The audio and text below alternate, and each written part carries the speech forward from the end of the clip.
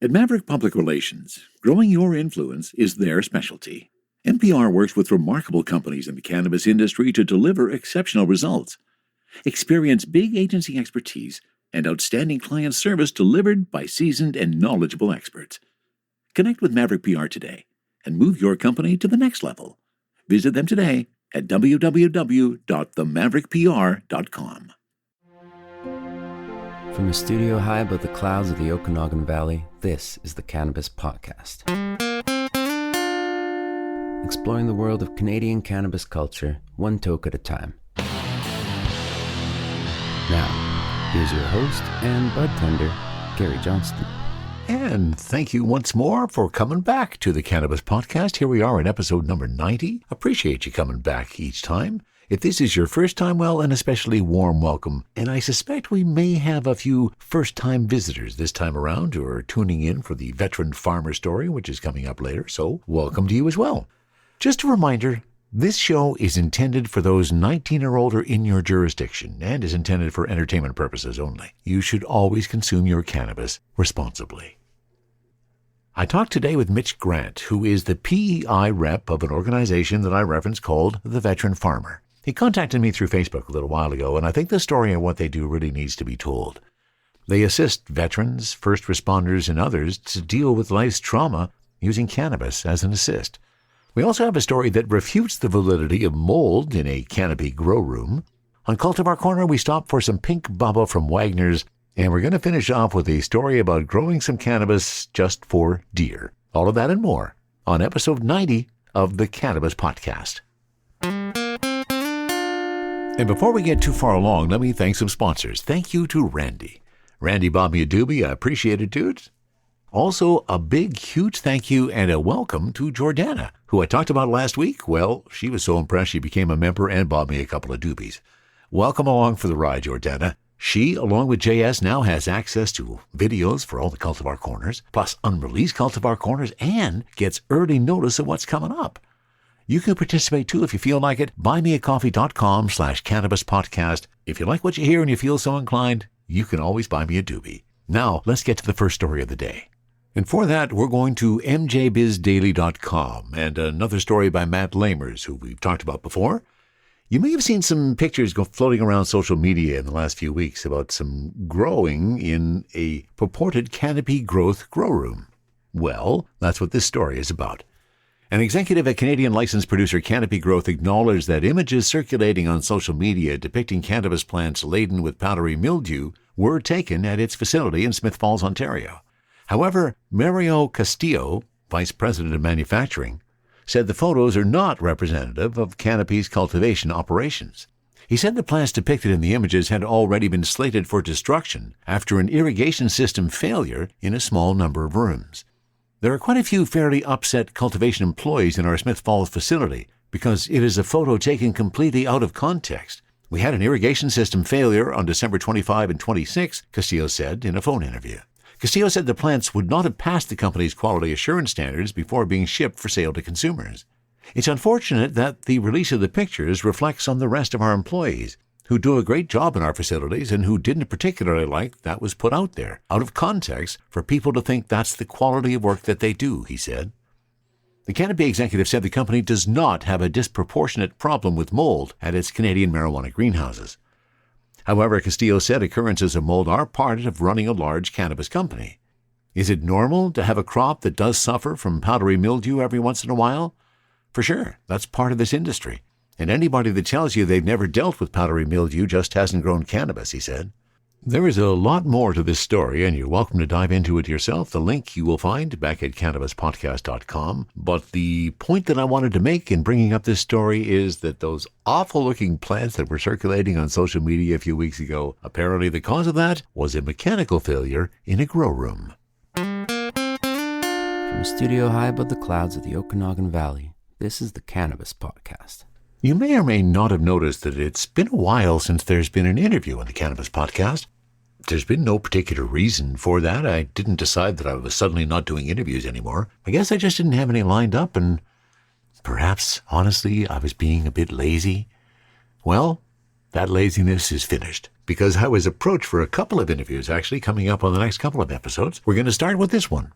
And today we're talking about an organization spread right across Canada that is doing lots of work for veterans, first responders, and others who have had some trauma and issues in their life that cannabis can help with. It's the Veteran Farmer. To find out more, you can go to their website at theveteranfarmer.ca, or if you want detailed information, send a note to info@theveteranfarmer.ca. Today we're going to talk to Mitch Grant, who is the director of the PEI office for the Veteran Farmer. And I think you're going to be fascinated by what the organization is doing and how they may be able to help you or perhaps someone else in your life. We pick up the conversation just after I've asked Mitch how his cannabis journey began.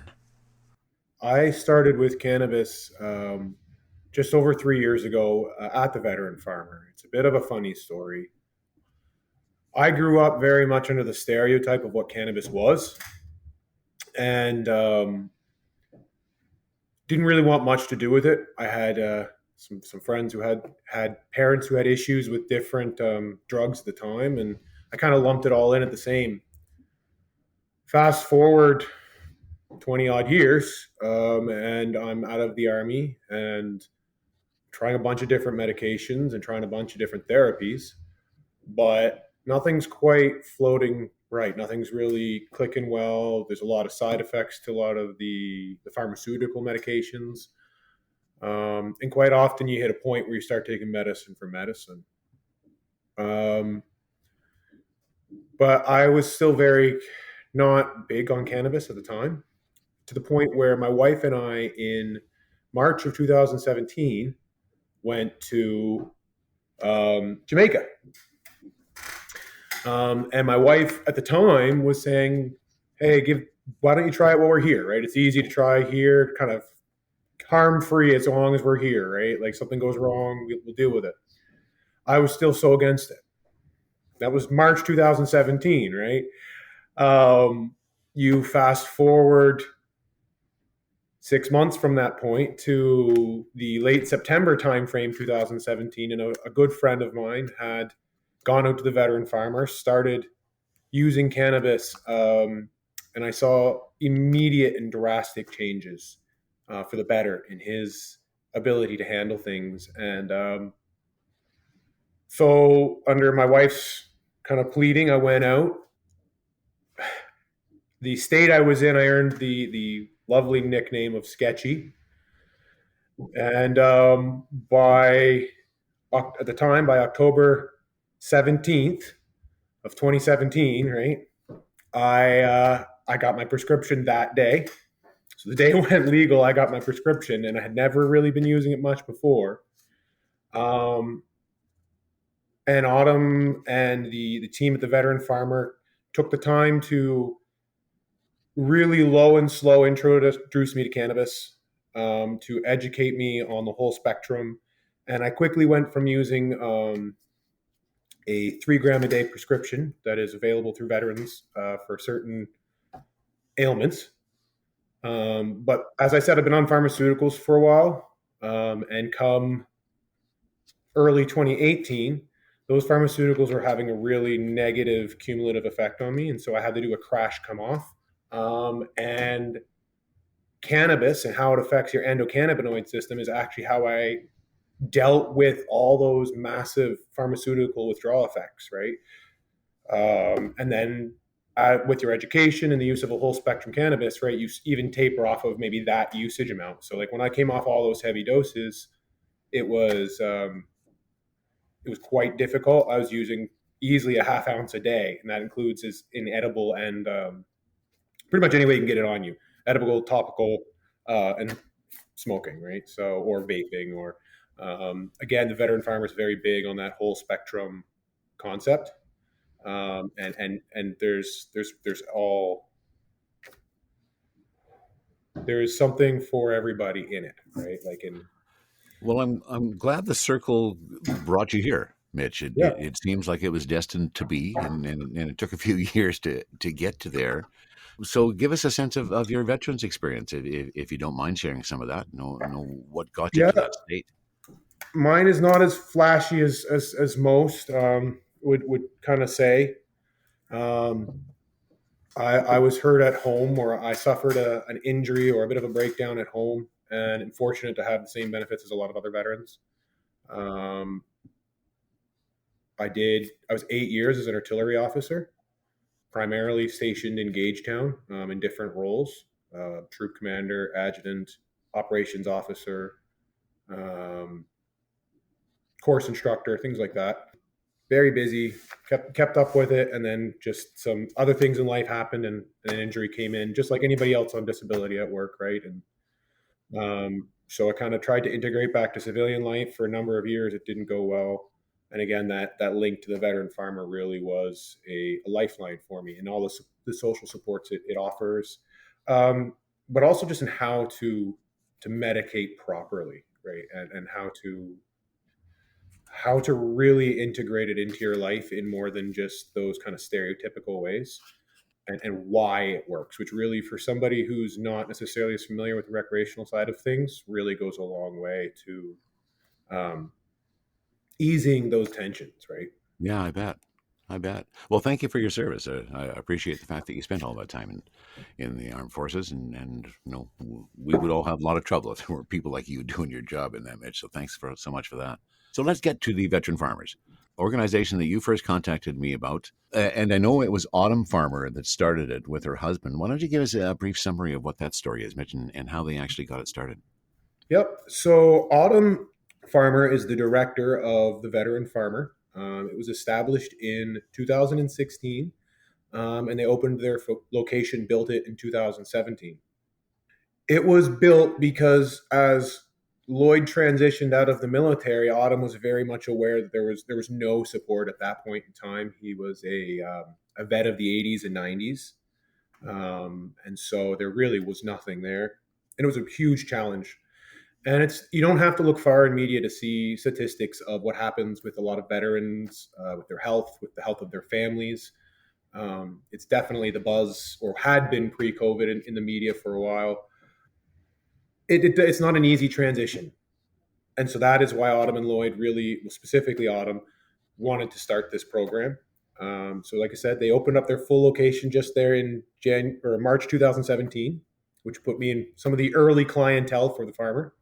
And since that point now, they have a facility in Belleville that opened up in 2018.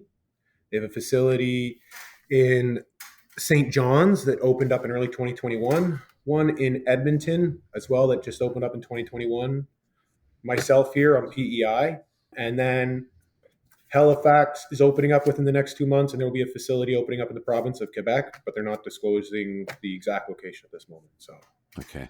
Fascinating. And so it's growing, and I understand there's some BC entries coming soon. yeah, there has been some look at moving some out that way. It's a matter of locations and markets. Obviously, there is a couple of bases there. Usually, they try, if you outside of myself, a lot of the locations are near bases, right? Belleville, Trenton, New Brunswick, Gagetown, Edmonton, CFB Edmonton, right? So Vancouver, there are obvious locations because those are where there's going to be a higher concentrations of veterans who are the primary client.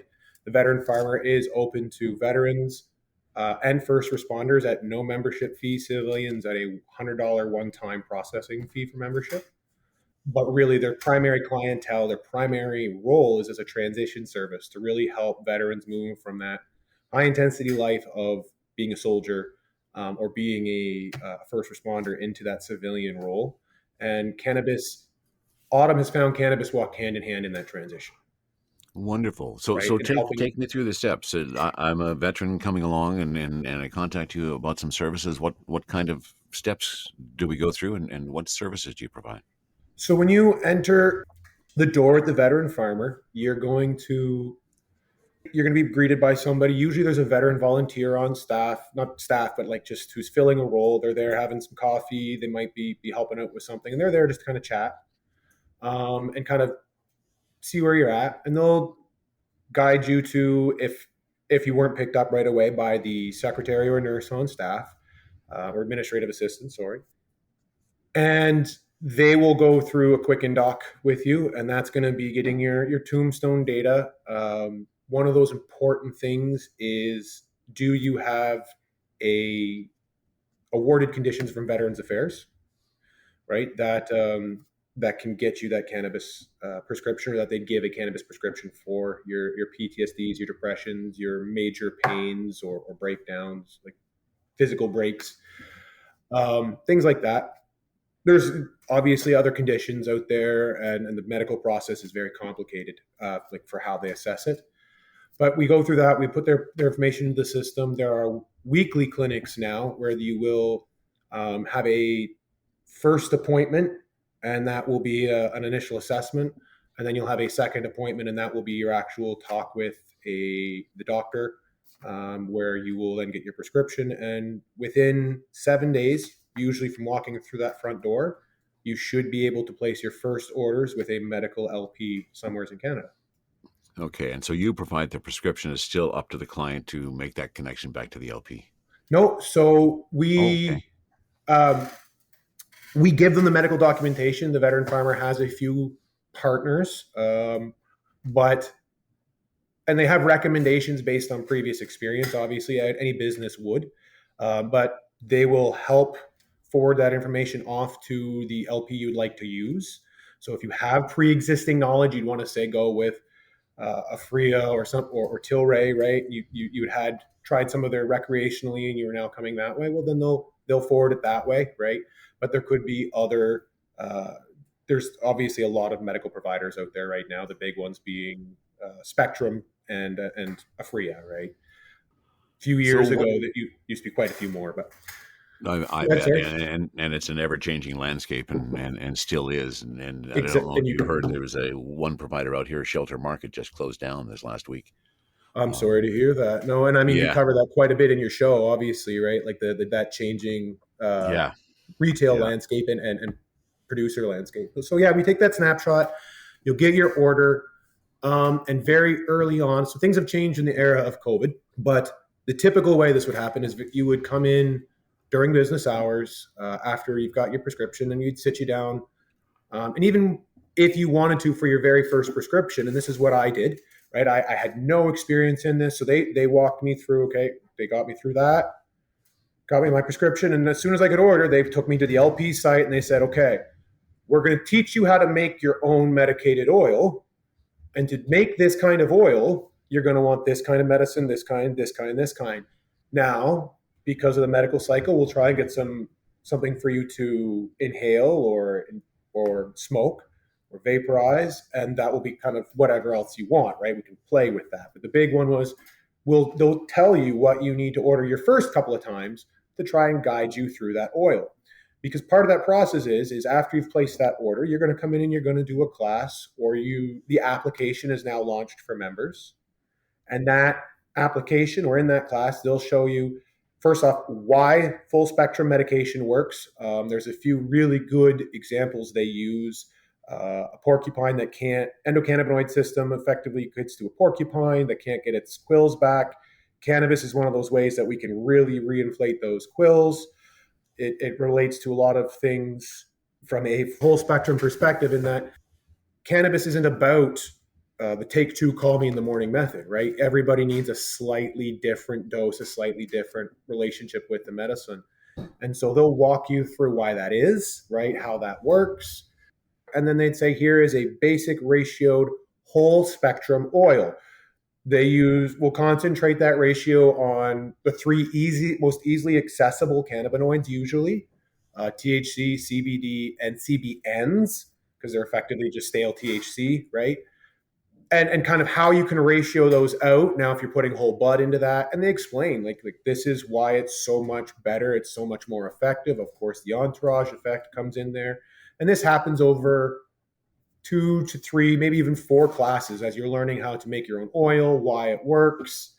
And then you would come back in over time. Like I said, the cannabis walks hand in hand with the transition. And the transition is really the big service. So you're going to keep coming in, you're going to ask questions, and that's the goal, right? You're going to, okay, how did this ratio of oil work for you, right? Okay, let's work it this way. But also as you're coming in, they're getting to know your family, what's going on in your life. Do you need aid getting to financial aid services? How's your grocery? How are your kids? Do you need financial counseling? Do you need to speak to a counselor? these all become you become part of the veteran farmer family, right? As you go through this education process, right? And there's other services offered. The New Brunswick facility is my example as the biggest one, right? Or the primary one is there's Wednesdays you can come in and there's just drop in open mic music, come in and jam, right? They'll do Thursday night social nights where you come out and play darts, or they'll have a bingo night. They'll have art nights for people who want to come out and do that. There's scholarships they offer, sports scholarships, private fishing teams, the veteran children athletes, so the children of veterans who are competing and they might need a scholarship to do a sport. There's the Teal Poppy Support Program, which is there for families in need. I can say my own family, we suffered a house fire. During my journey with the veteran farmer, we suffered a house fire and ended up becoming a recipient of the Teal Poppies Fund because there was just that point where insurance wasn't lining up, and they were there. They kept the lights on at Christmas for us. That's huge, right? Yeah, oh, I totally understand that. Well, I'm really impressed with how broad the scope of what you're doing for the veterans, and tying that all in and making sure that you're taking care of their emotions and their family as well as their medicine. Fabulous. So what's been one of the biggest challenges for you in getting this going from your perspective, Mitch, and getting started in PEI? Getting started on PEI, you'll appreciate this, I'm quite sure, but it's the old stereotypes, The stigma. the stigmas around it. The island specifically has some of the rules are a challenge to get around. As a medical user, I can order a concentrate cartridge from any of the medical providers, right? But if I don't buy my vape pen from them, or if my vape pen I bought from them dies, I can't get a replacement on the island, like a 510 thread, right? Now that's a personal issue, but it can also be a barrier to entry because those are such a discreet way to medicate. So my barrier to entry is really overcoming those stigmas. The rural nature of PEI obviously is a challenge as a business to reach out. I'm located principally on the west end of the island, and that's why my service, say, versus Belleville's, New Brunswick's, or Edmonton's is listed as mobile. I recognize there's quite a separation on the island, even though it's a small area. Because it's a smaller area, people are able to live more remotely and still access services, kind of. And so that requires a little bit more travel, a little bit more movement, and just really breaking into that market and dealing with that stigma is the big one. But a lot of people just don't know it's available. And like I said, I just started. COVID's obviously a challenge. You're trying to get people to come in, to meet, to do that social side, which is really a huge part of it. But yeah, no, it's being received so far fairly well every time I talk about it. One of the advantages, I've talked to locals, and one of their fears is, in a smaller community, of course, rumor mill moves a little faster, and you get seen go into like a cannabis store, right? I have a very remote location, and I'm from away, so I don't have the connections to be like, oh, did you know so-and-so was doing this, right? Like, I'm a very neutral, safe place. Okay. So people can come and ask, and there's no link to kind of old skeletons, as it were, or what's going on. It's just a completely safe place, and that's what I like to be able to offer. I am always terrified when I hear, oh, my grandmother wanted to try for medical for this, and she went to the store, and all I can do is take a deep breath because I know the horror story already coming, right? And I mean, that's not all we do. One of the things I can do here too is just helping people learn to grow better and more healthy cannabis, right? That is part of our services as well. And so the island, I've noticed there's a decent recreational market, but most of it seems to be put 4 plants out back in a whole bunch of horse manure, right? And let her go, it's great. They're getting stuff from that. But the ability to really teach how to grow indoors, to have control, to really have healthy, safe medicine, how to deal with pests, right? How many times do you hear people come in and they've got 2-3 feet tall plants, but they're the same size as a pencil, and they've got one little nugget of bud on the top. And the first thing you said is you grew a Miracle Grow, didn't you? Right? And everybody says yes. Yeah. So you help with that too. You help with growing advice and along the way. Yes. So again, with that education, right? So it used to be educate, medicate, and grow were some of the lines. This is the one of their older hoodies, and it has it on the back. And that was really a big part of it. Is if you're going to do a whole spectrum medication, most people who get a prescription can't get enough of a prescription to actually cover what they really need, right? To make enough oil, to cover enough smoke, whatever else you need, because there's a balance. It equates really well to insulin use, in that your edible or your oil becomes your long, slow curve, right, to create a baseline, and your smoke or your vape becomes your spike, right? So you have your oil kind of say 3 times a day and double it at bedtime, and that gives you a baseline. And then, oh no, my door was just frozen shut, right? Have a smoke to help kind of bring that back down. And there's a lot of links to that with alpha waves in the brain and stress and stimulation and things like that. Cannabis being an alpha wave inhibitor. And quite literally, it actually brings a lot of us back down to a normal speed and frame of reference, right? But so to say that, like, to achieve that, you really do need to be able to grow, and to be able to grow well and healthy. And so the Veteran Farmer at most locations has their grow line. They have a line of nutrients specifically formulated for better growth in veg, then better growth in flower, as well as boosters for calcium, for potash, sweetener, which has a whole lot of like maple syrup and things like that in it to really bring out that smell and that pungency. And they'll take the time to teach you how to, like, if you ask or if you are interested, they'll take the time to teach you this is how you properly pH. These are the tools that will really go a long way to aid you, and that it doesn't need to be this overwhelming, daunting task. Right? I grew my first plants in our house, and I got over an ounce off each plant. Good for you. That's a good bounty for first time. Yeah, like, and that's just using what I'd picked up through osmosis, through years, because that's what it was for me. Is it ended up just being a bunch of years consecutively of being that veteran volunteer, learning, and being there in that transition mode. And now I'm young enough and in a place enough that I can give back myself. So Good for you. Now, was that a Mighty that I see you using there? Stores and Pickle Mighty? yeah, I have a Stores and Pickle Mighty I'll use from time to time, especially indoors in a storm, or I've got my volcano next door. But I'm a joint guy, so Yeah. I thought I recognized the device. So let me finish up, Mitch, with my hot seat questions to get a sense of your cannabis journey and where we are. So, do you have a favorite cultivar? No, and for probably good reason. Again, from a medical perspective, you end up becoming effectively immune after a certain point of time, after a certain amount of use of a certain cultivar. Its effects will slowly decrease. Yeah, and that's the way for everybody. Mm-hmm.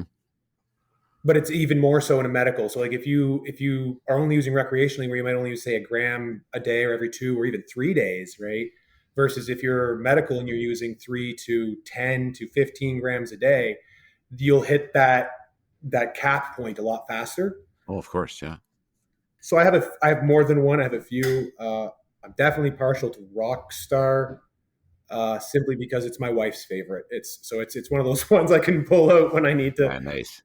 But otherwise, Moby Dick, maybe. I like that one. That's fine, and I appreciate the context there too, because it does make sense, and I totally get it. I'm always telling people, if they keep continuing to smoke the same cultivar, it's going to lose its effect, and if your receptors get bored, they need to be woken up a little bit. So, do you prefer joints or vape? I'm a joint guy. It's, again, when it comes to use, vape is great. It's for flavor, you can't beat it. I love the efficiency of it because you can immediately turn your ABV into effectively cannabis flower. But again, if you're using that volume, if you're using that consistently, you just can't stay on top of keeping it clean, right? Meanwhile, because on the island, you can have, medically speaking, the rules for having a joint fall under the rules As long as you're not doing it on a highway on PEI, they fall under the rules for smoking a cigarette on PEI. So it's just as easy for me at, say, a hotel to walk out to a smoke pit, which is, I know this is amazing in this day and age compared to, say, even 10 years ago. I just walk out to the smoke pit and I light up a joint, smoke it, I'm done. I put it out in the butt stop and walk inside, right? Yeah, there are many areas in BC where it's the same way. And in fact, our airport, you can go outside and smoke a joint with the people who are sitting out there smoking their cigarettes. So it's nice to see that. But that is one of the things that where they haven't taken as much time to regulate it. If I can get people to realize that, I can help deal with the stigma on the island too, right? Yeah, Like absolutely. It doesn't need to be that there. So. And now I know from a medical perspective, you are using, as you say, the full spectrum of the different consumption methods. Do you have a preference for edibles or flower? For overall effect, I really prefer edibles. It's a much more challenge to get a really good net made out of edibles to cover all of your issues.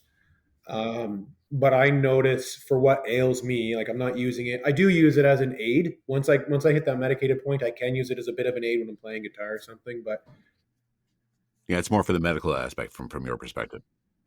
Using it for the medical aspect, that edible gives me a lot longer range, so I'm not as reliant on needing to go out for a smoke ever so often, right? Like if you're using cannabis, but you need to use so much that you're going out like a pack a day smoker anyways, right? You're not really getting your life and your freedom back.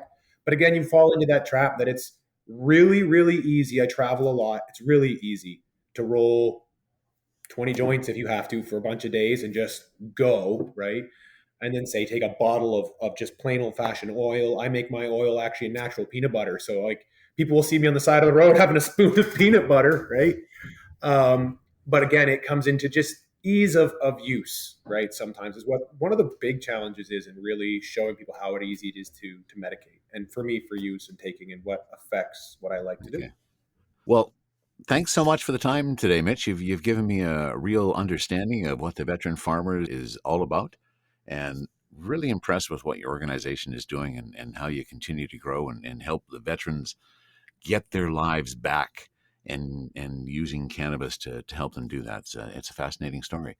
So thanks for joining me today, and I hope you enjoy the rest of your day. Any last words from you? Thank you very much. I do want to point out, like, we are focused on veterans, but it is a great service for civilians, just from like a perspective, if I may. If you're using it on a regular daily basis anyways, and you're spending the money on a daily basis, you can go get that prescription that will cover your daily basis. And now you can claim that as insurance as a medical expense at the end of the year, as long as you get it through a licensed medical provider. And I mean, they're shipping in a day or two. You can go online, order anything you want. Plus, you can still pursue that education. So it does help a lot of civilians as well, just a slightly different process. I want to say personally, like I said before, thank you for putting on an awesome podcast. I really do enjoy listening to it.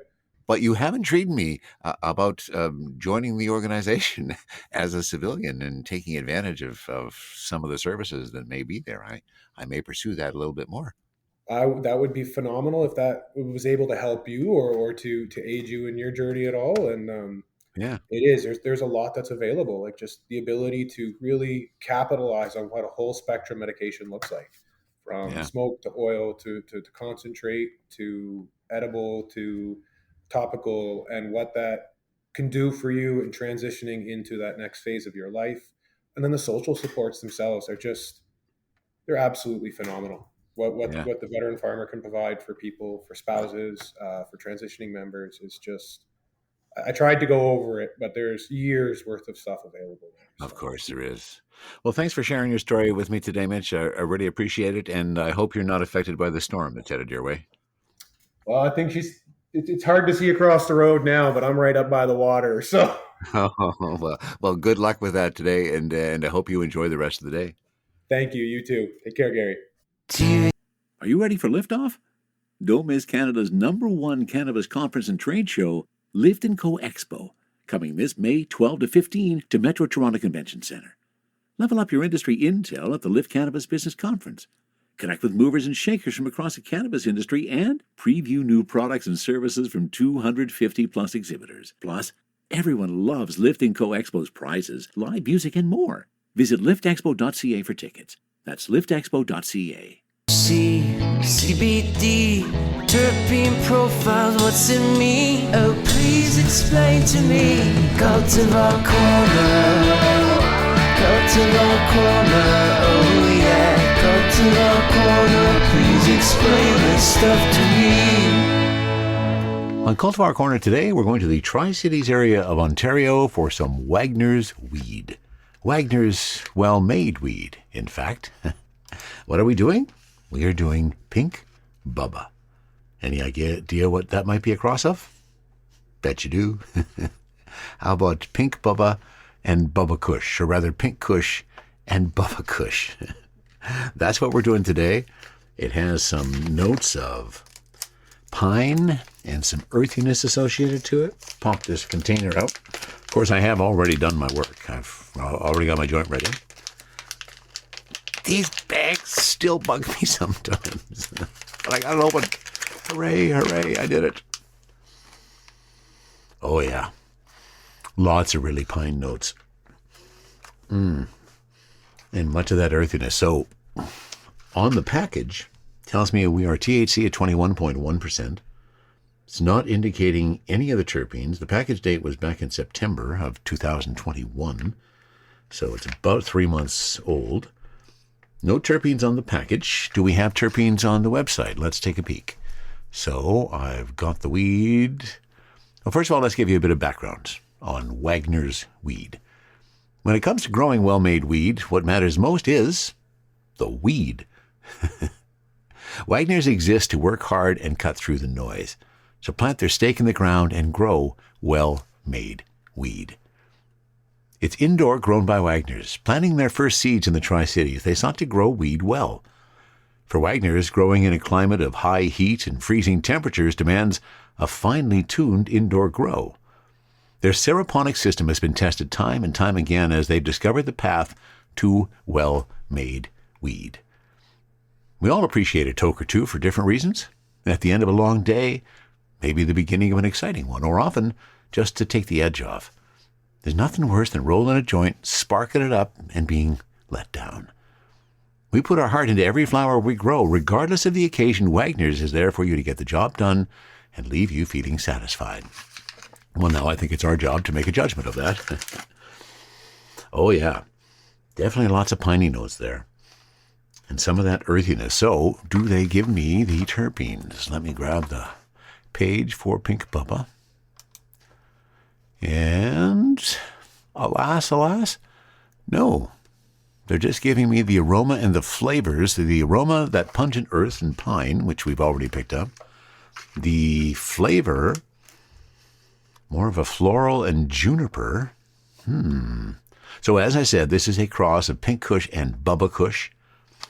Pink Bubba is the name, and the THC on this is at 21.1%. I already got my joint rolled, see? I can roll a fairly decent joint, nice and straight. No tip on it. I've never used a tip, and I don't think I'll even start now. And I'm already in the vaporizer, so let's turn that on. Get the Crafty Plus all ready to go. And before we have a taste, let's take a peek at the buds. So let me give you a bit more description of Pink Bubba.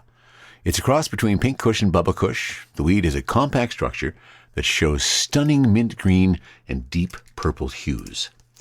Well, marketing teams are always pumping up their product, and I'm always challenging that. So let's take a peek. Now, as I look at it with my jeweler's loupe, definitely lots of mint green. I'm not getting a lot of purple hues, at least in the bud that I have picked here.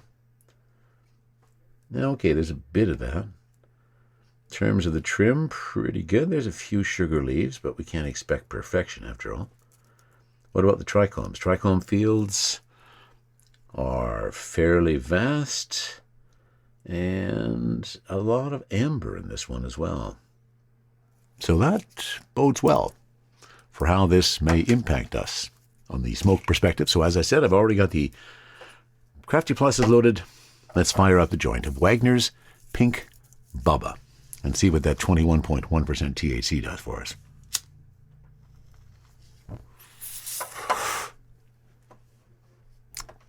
Bright orange hairs, a thick coating of trichomes add texture and depth to this beautiful flower. Aromas of pungent earth and pine are predominant, and the smoke itself is smooth. Yeah, I can agree with that smooth smoke statement. A couple of hits off the joint. Crafty Plus is still warming up. Oh, look at that. Just signaled that it's ready to go, so I can truly become a two-fisted toker. I've talked about this before on the Cultivar Corner, and here we are again.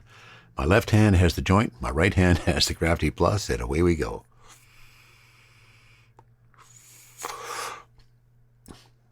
Oh, always amazed at how much better it tastes through a vaporizer. Oh, that's good. Much more of the piney notes, much more of the earthiness, maybe some of those floral notes they talk about in the flavoring. Hit the joint, hit the vaporizer, get the difference between the two tastes. Oh, and I feel a little bit coming on. Now, this is, I think, one of the current discussions in our industry. When we started this podcast, 3 years ago, average THC was probably between 15 and about 22%. That's no longer the case.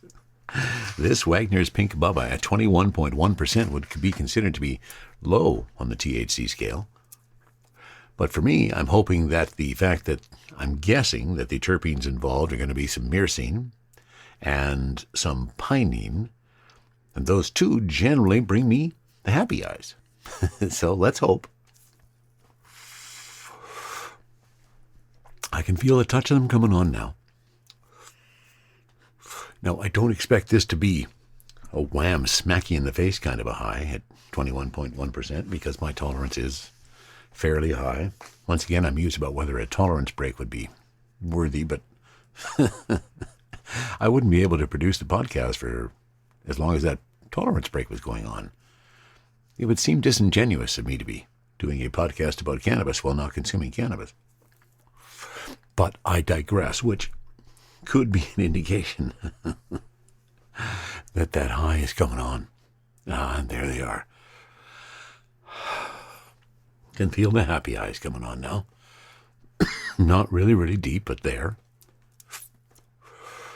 That general easing attention.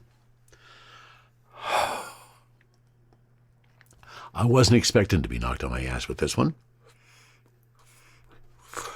And I'm happy to say I'm not. It's not knocking me on the floor really, really stoned. But it's a really, really pleasant high. And while in certain circumstances this might end up with me on the couch watching a movie or two, I think today is just going to mean that I'm going to carry on and do some other stuff I got to get done. So if you haven't tried it yet, they are from the Tri-Cities area of Ontario. Wagners Well-Made Weed is who we've been talking about. Pink Bubba is the cultivar. And as I say, it didn't get me super, super stoned, but it's a really pleasant high. From the cannabis-infused studio in the clouds, this is the Cannabis Podcast.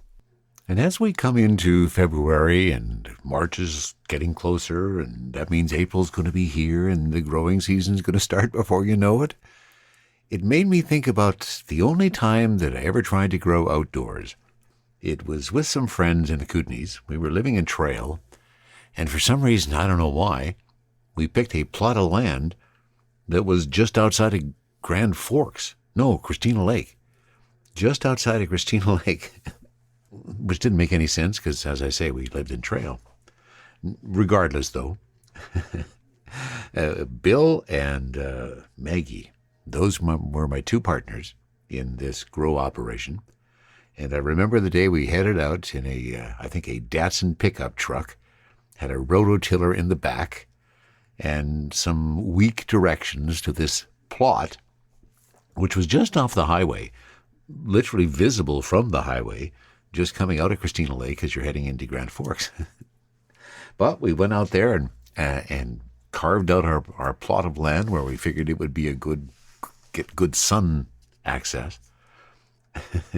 There was a few planes that flew over while we were in the process of staking out the land, and I remember I was diving into the bushes, trying to hide to didn't want to be seen as we were plotting out this land.